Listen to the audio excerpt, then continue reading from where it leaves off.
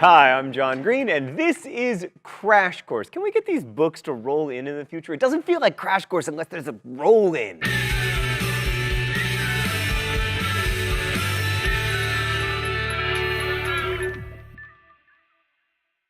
Today, before we begin our mini-series on reading and writing in English, we're going to discuss how to read and why. So if you watched our series on world history, you'll no doubt remember that writing and the ability to read it are so-called markers of civilization. Now that's a really problematic idea. I mean, for one thing, great stories can have great lives in the oral tradition, like one of my favorite books, Mules and Men by Zora Neale Hurston, was a collection of folklore that lived in the oral tradition until Zora Neale Hurston wrote it down. And the same can be said for another of my favorite books, The Odyssey. But we privilege reading and writing because they allow us to communicate directly and transparently with people who live very far away from us. And they also allow us to kind of hear the voices of the dead. I mean, I don't want to get all liberal artsy on you, but I do want to make this clear. For me, stories are about communication. We didn't invent grammar so that your life would be miserable in grade school as you attempted to learn what the Marquez of preposition is. By the way, on this program, I will be inserting names of my favorite writers when I would otherwise insert curse words. We invented grammar because without prepositions, we couldn't describe what it's like to fly through a cloud or jump over a puddle or Faulkner beneath the stars. Like right now, if I'm doing my job and you're doing your job, you aren't thinking about the fact that I'm contorting my mouth and tongue and vocal cords to create sounds that then exist as ideas in your brain. It's just happening. But if my language gets confusing, if I parle en français or incorrect word order use or ixpe, inye, igpe, atenle, then I erect a barrier between you and me. You and I, you and me. Writing, or at least good writing, is an outgrowth of that urge to use language to communicate complex ideas and experiences between people. And that's true whether you're reading Shakespeare or bad vampire fiction. Reading is always an act of empathy. It's always an imagining of what it's like to be someone else. So when Shakespeare uses iambic pentameter or Salinger uses a red hunting cap, they aren't doing this so that your English teachers will have something to torture you with. They're doing it, at least if they're doing it on purpose, so the story can have a bigger and better life in your mind. But for the record, the question of whether they're doing it on purpose is not a very interesting question.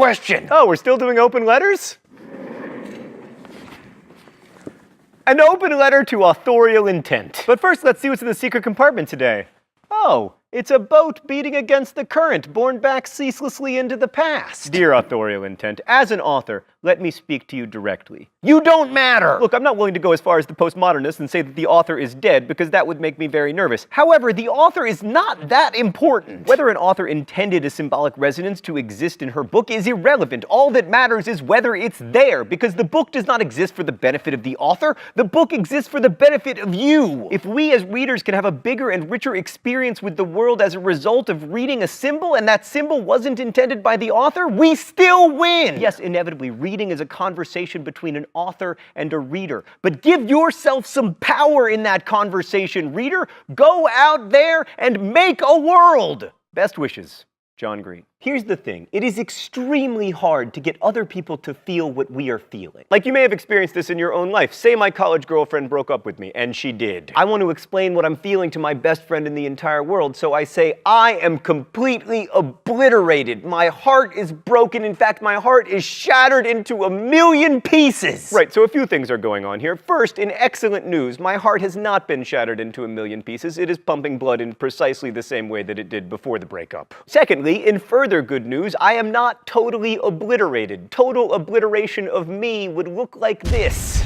I'm using the techniques of hyperbole in the case of obliteration and metaphor in the case of my broken heart to try to describe the things that are happening inside of me. But because I'm not using particularly compelling or original figurative language, my friend may struggle to empathize with me. And this is my best friend in the entire world. Now imagine that you're trying to communicate far more complicated and nuanced experiences and emotions, and instead of just trying to communicate them to your best friend, you're trying to talk to strangers, some of whom may live very far away, and in fact live centuries after your death. Not only that, but instead of this happening during a pleasant conversation, they are reading your dry, dead text on a page. So they can't hear your intonation or see the tears dripping from your cheeks, even though it turns out that this breakup is going to be one of the best things that ever happened to you. So that is the challenge that Shakespeare faces, and it's also the challenge that you face whenever you write for an audience, whether it's a novel or a pedantic YouTube comment about the accuracy of our Gallifreyan. Hush, this is fantastic Gallifreyan. So I'm going to ask you to read critically, to look closely at a text and pay attention to the subtle ways the author is trying to communicate the full complexity of human experience.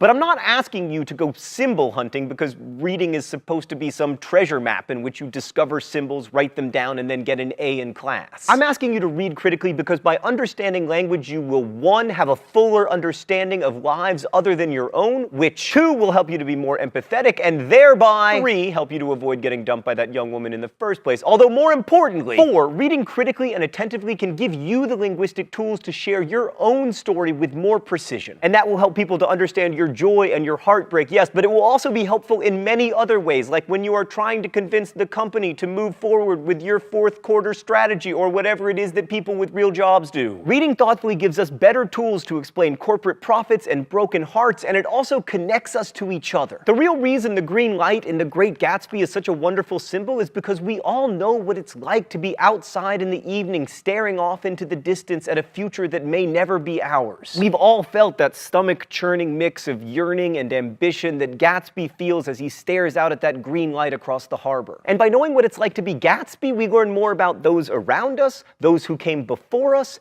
and we learn more about ourselves. So over the next few weeks, we'll be reading not just Gatsby, but also Romeo and Juliet, some poetry by Emily Dickinson, and The Catcher in the Rye. There are links to get all of these books in the video info below. We'll begin with Romeo and Juliet next week. I'll see you then. Crash Course is produced and directed by Stan Miller. Our script supervisor is Meredith Danko. The associate producer is Danica Johnson. The show is written by me, and our graphics team is Thought Bubble. If you have questions about today's video, you can leave them in comments, where they will be answered by our team of experts. And if you haven't already, read Romeo and Juliet. It's a very good play, although at times derivative of West Side Story. Thanks for watching Crash Course, and as we say in my hometown, don't forget to be awesome.